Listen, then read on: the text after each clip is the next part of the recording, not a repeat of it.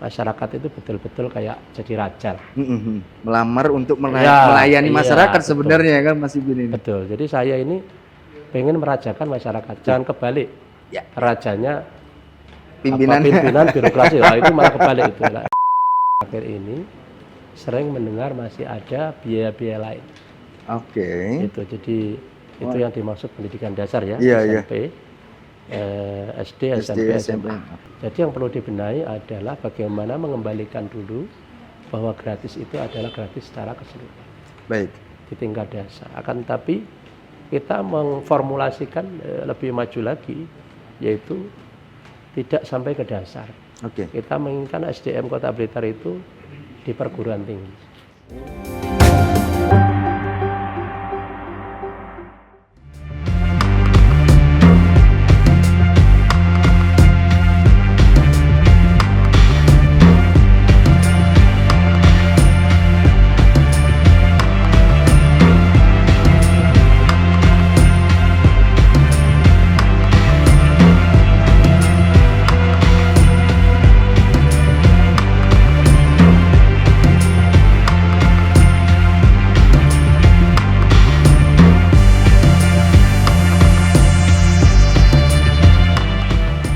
Assalamualaikum warahmatullahi wabarakatuh. Salam sejahtera bagi kita semua.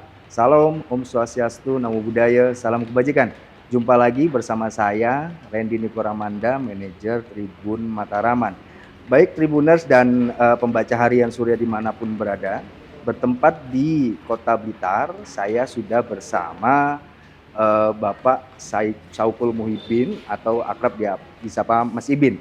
Seperti kita ketahui, pasangan Saukul Muhyiddin dan Elim Sium Samba telah memenangkan Pilkada Kota Blitar dan meraih 53%. Untuk tahu mengenai visi misi ke depan, kita langsung saja sapa beliau. Assalamualaikum Mas Ibin. Assalamualaikum warahmatullahi wabarakatuh. Gimana kabarnya Mas? Baik, Mas. Alhamdulillah. Langsung saja Mas Ibin.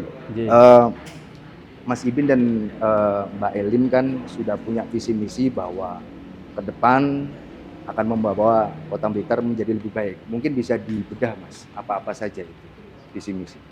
Siap. Terima kasih kepada Tribun. Siap. Bahwa hari ini mungkin awal kami telah memenangkan pilkada tapi belum dilantik. Di visi misi dan program kami tentunya kami menginginkan Kota Blitar menjadi kota yang maju, sehat, sejahtera, menuju kota masa depan.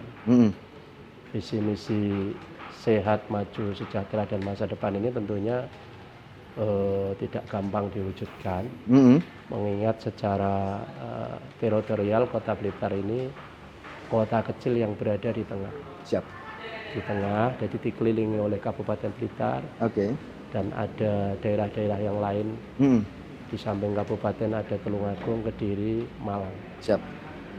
Jadi idealnya kalau seperti ini, kota tengah ini adalah kota yang bisa memfasilitasi semuanya. Luar biasa. Termasuk daerah yang lain. Siap. Jadi ketika bisa memfasilitasi semuanya, otomatis bagaimana caranya fasilitas di Kota Blitar itu adalah nomor satu. Siap. Terbaik. Ya. Nah, itu keinginan kami dan harapan kami. Jadi mewujudkan Kota Blitar lebih baik itu dengan fasilitas perkotaan terbaik. Siap. Di Kota Blitar, sehingga Kota Blitar bisa memfasilitasi semua daerah di sekitar, termasuk Kota Blitar itu sendiri. Siap. Kira-kira garis besarnya seperti itu. Baik. Dalam penyampaian visi misi lalu, Mas Ibin kan menyampaikan bahwa punya program 7 aksi Blitar Say. Nah, mungkin bisa dijelaskan program 7 aksi itu apa saja? 7 aksi Blitar Say itu sebenarnya prioritas-prioritas program. Siap. Yang akan kami kebut, yang sudah kami ringkas untuk dalam rangka memajukan Kota Blitar. Tentunya program-program itu ya berkenaan dengan berbagai tema dan semuanya mengarah pada kemajuan kota yang dimaksud kota pendidikan, kota tengah itu. Iya. Jadi kota tengah itu kan selain fasilitasnya harus nomor satu, harus terbaik, juga ada lagi soal sumber daya manusia. Siap. Jadi selain menjadi tujuan karena fasilitasnya terbaik, kemudian sumber daya manusia ini mutlak dikembangkan. Jadi kalau di Kota Blitar itu kan dari dulu sudah terkenal pendidikan gratis. Gratis itu dapat dimaknai hanya gratis sebagian, bisa juga keseluruhan. Baik. Di periode yang dulu pernah juga gratis ini keseluruhan. Baik. Dan kemudian di akhir-akhir ini sering mendengar masih ada biaya-biaya lain. Oke. Itu jadi itu yang dimaksud pendidikan dasar ya, Iya, SMP, SD, SMP, SMA. Kira-kira seperti itu. Jadi yang perlu dibenahi adalah bagaimana mengembalikan dulu bahwa gratis itu adalah gratis secara keseluruhan. Baik. Di tingkat dasar. Akan tetapi kita memformulasikan lebih maju lagi, yaitu tidak sampai ke dasar. Oke. Kita menginginkan SDM Kota Blitar itu di perguruan tinggi. Oke, naik Kalau, lagi ya, ya naik levelnya. level. Baik. Kalau naik level di perguruan tinggi ini yang kita siapkan dua. Satu, beasiswa persiapan masuk perguruan tinggi. Luar biasa. Yang kedua, termasuk beasiswa perguruan tingginya itu sendiri. Wow. Kenapa kita harus investasi di bidang pendidikan?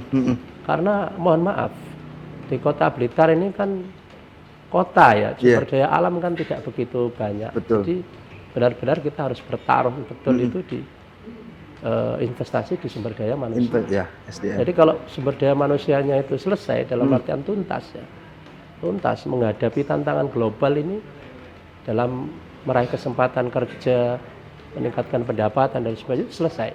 Oke. Tapi kalau tidak tuntas Mas, mohon maaf, nanti pemerintah daerah mencarikan pekerjaan lagi, membimbing lagi, training lagi, kerja dua kali ya. Jadi PR itu, betul. Dan di sini kan ternyata juga korelatif dengan ada beberapa kakak, mohon maaf Mas, ada beberapa kakak, satu rumah itu ada 3 kakak, ada 4 kakak, siap, ada yang 2 kakak. Nah ketika itu punya anak, kemudian anaknya usia dewasa, kemudian dia menikah, itu kan akan menambah kakak. Kalau pendidikannya tidak tuntas. Karena kan untuk pecah kakak itu mereka harus punya tempat tinggal tersendiri dong. Dan tempat tinggal kan untuk membeli, mengkredit atau apa kan punya budgeting tersendiri. Betul. Kalau lapangan pekerjaan tidak begitu mumpuni untuk beli rumah sendiri itu kan berat. Berat sekali. Makanya yang paling gampang menyelamatkan seperti ini ya pendidikannya dituntaskan. Baik. Tuntaskan sampai S1. Kalau S1 saya kira sejelek-jeleknya potensi untuk mendapatkan pekerjaan yang layak, terbuka ya. Oke lah. Terbuka sangat jadi lebar. Ya memungkinkan di antara orang miskin yang kakaknya padat-padat itu langsung pecah kakak. Kalau kemudian dia lulus S1. Ya syukur-syukur setelah lulus S1 bisa dapat pekerjaan menjadi direktur dan apa. Itu kan tidak hanya pecah kakak itu. Pecah rumahnya bisa di mana-mana itu kan gitu. Bayangan kita seperti itu. Siap. Jadi investasi yang paling gampang untuk mensejahterakan masyarakat itu ya pendidikan. Salah satunya adalah menuntaskan pendidikan. Itu. Jadi selain infrastruktur hal-hal itu harus ada, yang terbaik di Kota Blitar harus ada, juga pendidikan yang harus ditingkatkan. Selain itu juga ada pelayanan publik ya. Pelayanan publik termasuk kesehatan itu juga semuanya harus ditingkatkan. Saya punya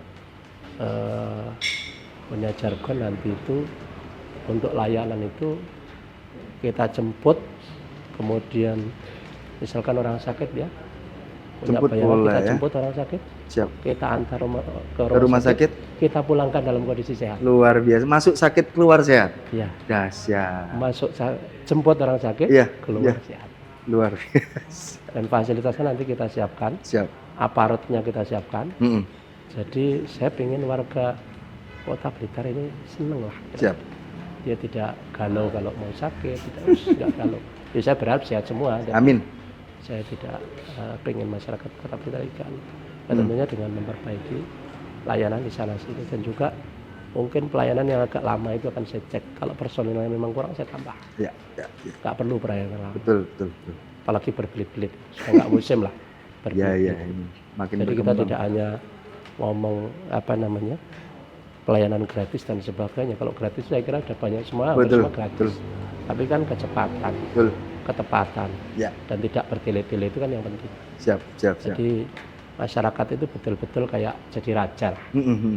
Dan nun sewu, bukan tidak mengurangi rasa hormat, seluruh aparat itu ya wajib merajakan Betul. masyarakat. Jadi jangan kebalik. Ya. Rajanya jangan Melamar untuk Ya, melayani iya, masyarakat betul. sebenarnya kan Mas Ibin ini. betul. Jadi saya ini pengen merajakan masyarakat. Jangan kebalik.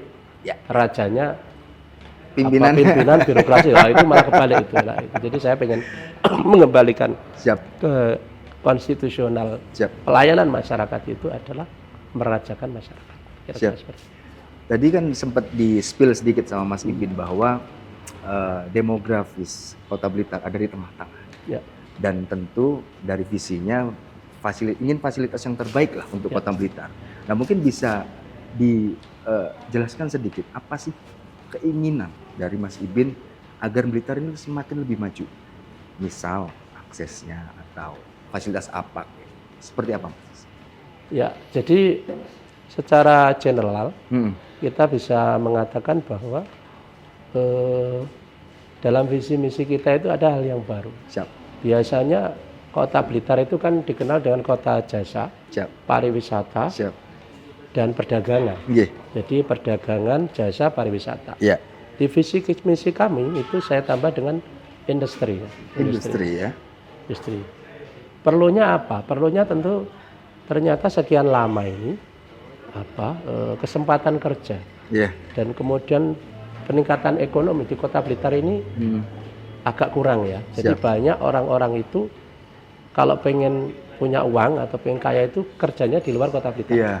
Jadi orang-orang Kota Blitar itu kalau mencari pekerjaan itu di luar Kota Blitar karena di Kota Blitar sendiri tidak cukup banyak untuk menyediakan lapangan pekerjaan. Baik. Untuk itu kami sebenarnya membutuhkan pembangunan di sana sini termasuk sektor perdagangan dan industri pun juga butuh. Jadi kalau dimaksud kota perdagangan, sementara barang yang didagangkan itu tidak ada, Ya. atau mungkin barang yang didagangkan itu berasal dari kota lain. Ini namanya perdagangan domestik. Jadi barangnya kota lain didagangkan di sini, yang beli orang sini. Tapi kalau produksinya di sini, mohon maaf, saya maksud itu sebagai ada industri lah walaupun nggak besar. Ini kan barangnya diproduksi sini, dijual di sini. Hidup semua. Jadi barang Kota Blitar, Pak. Betul. Nah ini yang dimaksud perdagangan nanti antar daerah. Ya, Kita jualnya ke daerah yang lain. Sepakat. Tadi nggak kebalik. Kalau barangnya dari tempat yang lain kemudian dijual di sini, ini namanya pasar, bukan kota perdagangan. Iya. Jadi saya mau membalik ya. Siap. Membalik bahwa gagasan Kota Blitar sebagai kota perdagangan ini selama ini ternyata kurang karena nggak ada produksi di Kota Blitar atau nggak ada industri. Makanya harus korelatif antara kota perdagangan dengan barang yang diproduksi di Kota Blitar. Ya, yang produksi itulah namanya industri salah satunya itu. Dan kemudian untuk memenuhi itu tentunya kan nanti akan meningkatkan ekonomi masyarakat, menimbulkan lapangan pekerjaan, dan tentunya akan Kota Blitar akan lebih maju dengan itu. Dan tentunya untuk menumbuhkan industri, perdagangan dan sebagainya juga butuh akses. Nah, aksesnya ini tentunya adalah tol ya, yang kami inginkan. Saya dengar beberapa tahun belakangan ini sudah direncanakan ya tol dari Kediri ke Tulungagung sampai Blitar. Ya. Bahkan saya dengar ada beberapa pintu-pintunya yang di Blitar, termasuk mungkin juga agak jauh pintunya ya. Nanti saya mencoba akan berkoordinasi dengan beberapa kepala daerah sekitar Matraman Raya. Ya sama-sama lah ya, sama-sama kita menghadap pemerintah pusat untuk menanyakan kira-kira progresnya bagaimana. Siap. Progresnya bagaimana, arah pembangunannya bagaimana. Siap. Di kemudian hari juga kira-kira pemerintah daerah itu apa yang harus dilakukan untuk mempercepat pembangunan ini. Sepakat. Saya bilang mempercepat karena saya ingin membangun Kota Blitar lebih cepat. Jadi saya nggak bisa lambat-lambat. Saya langsung mengatakan apa yang bisa dilakukan oleh pemerintah daerah untuk mempercepat pembangunan tol ini. Siap. Artinya kami sudah sangat siap untuk menyambut pembangunan tol ini. Betul. Tentunya kalau akses itu ada, itu salah satu terpenting untuk kemajuan suatu daerah. Karena kalau lihat petanya kan penduduk di Blitar Raya kan bisa lebih 1,3 juta lebih. Iya. Sedangkan Tulungagung juga 1 jutaan. Ya. Kediri Raya juga hampir 2 juta mungkin. Ya. Nah ini kan berarti kita di area sekitar 4 jutaan warga yang tidak ada akses ekonomi berupa tol, saya kira seperti itu. Ini justru sangat ketinggalan. Belum Trenggalek ya, kalau Trenggalek nanti ada lewat Tulungagung kan Trenggalek juga akan bisa mengakses tol itu. Saya kira ini sangat penting dan sangat strategis. Kalau saya pikir salah satu kunci utama untuk pembukaan ekonomi, menaikkan ekonomi ya akses tolnya. Akses tolnya memang harus segera terrealisasikan ya, Gus. Iya. Kalau untuk mengenai visi keberlangsungan hidup, mungkin Gus Ipin punya pandangan sendiri bagaimana mengenai keberlangsungan lingkungan hidup di Kota Blitar sendiri. Mengingat kan luasnya daerah dan populasinya juga banyak. Mungkin seperti apa? Terima kasih. Kalau Kota Blitar itu memang cuma 3 kecamatan. Sudah lumayan padat. Dan saya lihat memang di kota pun bahkan dari dulu saya lihat rumah-rumahnya juga banyak yang kecil. Dan itu dihuni tidak hanya 1 kakak, kadang-kadang ada 2, ada 3 kakak dalam satu rumah. Jadi saya bayangkan begitu penatnya ya kehidupan di Kota Blitar itu.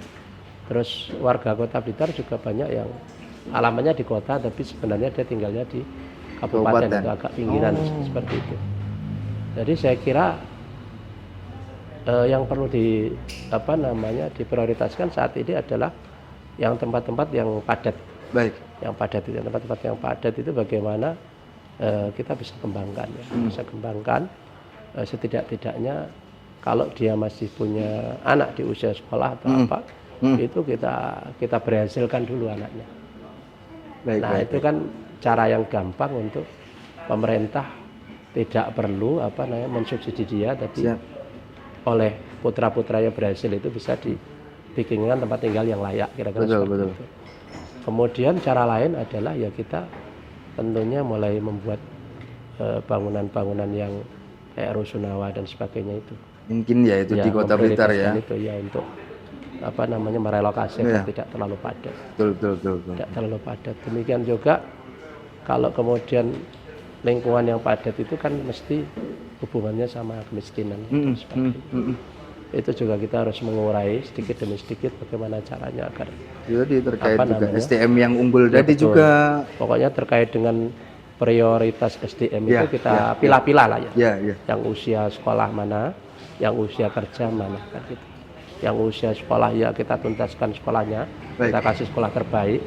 Yang usia kerja ya kalau dirasa mungkin kerjanya belum begitu bagus ya kita latih, kita carikan pekerjaan yang sekiranya bisa mengangkat lah ekonomi mereka.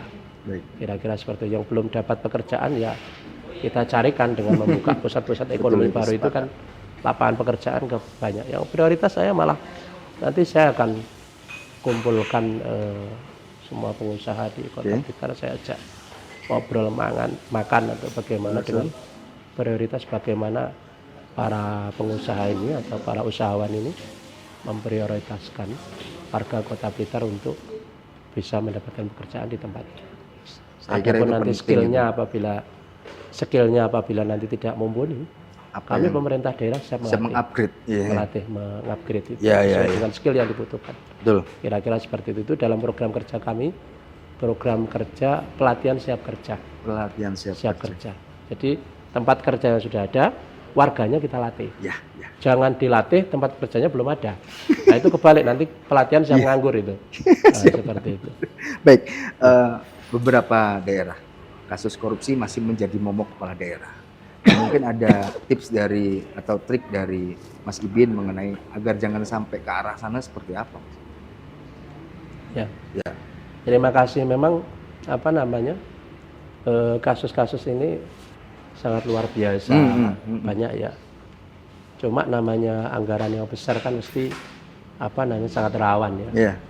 Ya memang seharusnya memang semua pejabat termasuk kepala daerah juga harus berhati-hati. Jadi dalam sistem penganggaran, pelaksanaan maupun perencanaan maupun pengawasan pun juga harus ketat.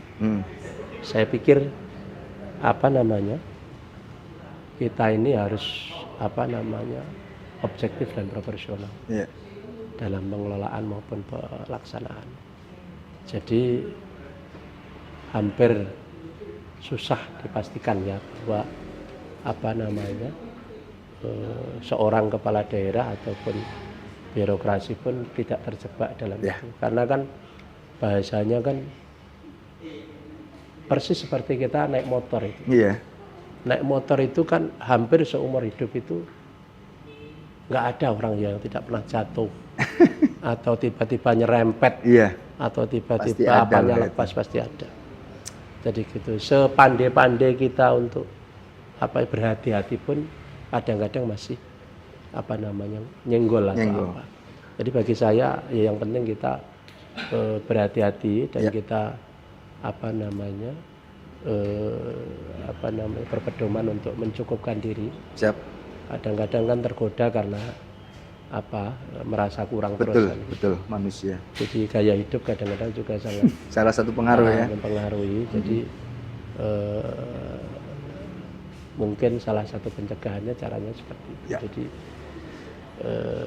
kami pun kan dengan latar belakang apa namanya multi ya, swasta, ya birokrat, itu kami juga sudah menyiapkan diri ya untuk bagaimana caranya menghindari hal-hal yang dilarang oleh peraturan undang-undang. Baik, seperti itu. Baik. Pilkada Kota Blitar kan sudah usai, tidak ada lagi 0102. Nah, mungkin ada cara dari Mas Ibin tidak untuk sama-sama merangkul masyarakat Blitar untuk membangun Kota Blitar supaya menjadi lebih baik. Caranya seperti apa, Mas Ibin? Ya, bagi saya kalau setelah pemilihan ini juga seluruh warga Kota Blitar itu adalah warga yang dipimpin oleh wali kota. Siap. Jadi kami tidak membeda-bedakan apakah dahulunya itu pendukung paslon nomor 1 atau paslon nomor 2. Jadi saya kira mari kita secara bersama-sama membangun Kota Blitar tanpa membeda-bedakan. Akan tapi memang secara teori sudah selesai sih. Tapi kan masih ada perkara di Mahkamah Konstitusi. Karena memang proses-proses hukum itu memang menyediakan ruang keberatan. Betul. Disitulah proses demokrasi akan berjalan baik bahwa ada pengadilan hukum yaitu di Mahkamah Konstitusi. Akan tapi terlepas dari itu kami sudah berusaha sih semaksimal mungkin untuk mendatangi simpul-simpul, mengajak semua untuk secara bersama-sama mempersiapkan membangun Kota Blitar. Jadi saya sepakat bahwa sudah tidak ada nomor 1 dan nomor 2, dan saya juga di lapangan sudah tidak membeda-bedakan lagi mana pendukung nomor 1, mana pendukung nomor 2. Semua sudah saya lihat sebagai warga Kota Blitar. Jikalau suatu saat saya nanti dilantik, otomatis ya semua warga tersebut ya harus warga saya, warga Kota Blitar gitu kan. Kita memfasilitasi, mensejahterakan, memajukan. Seperti itu. Baik. Terakhir, Mas Ibin, saya mohon tolong disampaikan biodata Mas Ibin mulai sekolah, kuliah, awal meniti karir sampai terjun ke politik. Langsung ke kamera dulu. Oke. Saya itu lahir di Dusun Mojo, Desa Plosarang, Kecamatan Sanankulon, tepatnya di pinggiran Kota Blitar sebelah selatan. Jadi TK di situ, SD di Pinggir Sari, kemudian MTS-nya saya di Karangsari, MTS 1 Kota Blitar. Kemudian saya sekolah di Jombang, aliyahnya. Kemudian S1-nya saya di Jogja. Terus setelah itu saya bekerja di Jakarta, ASN saya. Jakarta di Sekretariat Jenderal Komisi Pemilihan Umum. Dan kemudian awal kerja itu saya juga memulai juga bidang usaha bisnis. Jadi selain ASN saya memang bergelut di dunia bisnis. Dan kemudian juga sejak SMA itu saya aktif di berbagai organisasi. Jadi SMA full aktif di organisasi, jadi ketua OSIS dan sebagainya. Kemudian di Jogja pun juga aktif di berbagai organisasi. dan terbanyak adalah ekstraparlementer atau aktivis jalanan. Kemudian sampai di Jakarta pun di sela-sela sebagai birokrat, juga usahawan, saya juga aktif di berbagai organisasi. Jabatan saat ini saya Wasekjen Pimpinan Pusat Gerakan Pemuda Ansor. Jadi dalam dunia politik memang karena saya di Jakarta ini 15 tahun, tapi setiap minggu saya pulang karena anak istri saya di sini. Iya, jadi bahasanya teman-teman tuh S5. S5. Setiap Sabtu store sampai Senin. Seperti itu. Setiap Sabtu store sampai Senin. Itu bahasanya. Tapi bahasa yang lain ternyata itu apa? Kira-kira saya ini agak tidak diunggulkan. Bahasanya saya orang baru kan, orang baru dan mungkin sangat hijau di dunia politik ya. Belum begitu mengenal dunia politik. Tidak ada masalah, tapi bahwa saya ini sejak SMA sudah berorganisasi. Bahkan di organisasi ini menurut saya bisa lebih berat daripada di dunia politik. Luar biasa. Kalau dunia politik itu hasil pemilihan menjadi kepala daerah, menjadi DPR itu kan di situ masih ada anggaran, ada penggajian. Kalau organisasi nggak ada. Mana ada anggarannya kan? Gitu kan? Apalagi saya di Ansor, di Banser, emang Ansor, Banser ada gajinya, ada. Berat itu, berat. Jadi menurut saya ternyata pengalaman di organisasi ini lebih berat sebenarnya di dunia politik. Makanya kalau dibilang saya orang baru di dunia politik ini sebenarnya tidak sepenuhnya seperti itu. Kalau dunia politik itu di organisasi itu lebih berat, berarti saya orang lama. Sejak SMA saya sudah berorganisasi full. Kira-kira karir kita seperti itu, jadi terima kasih. Baik Tribuners dan pembaca harian Surya dimanapun berada, itu tadi bincang santai saya dengan Wali Kota Blitar terpilih, Mas Ibin. Semoga bisa diambil hikmah dan manfaatnya.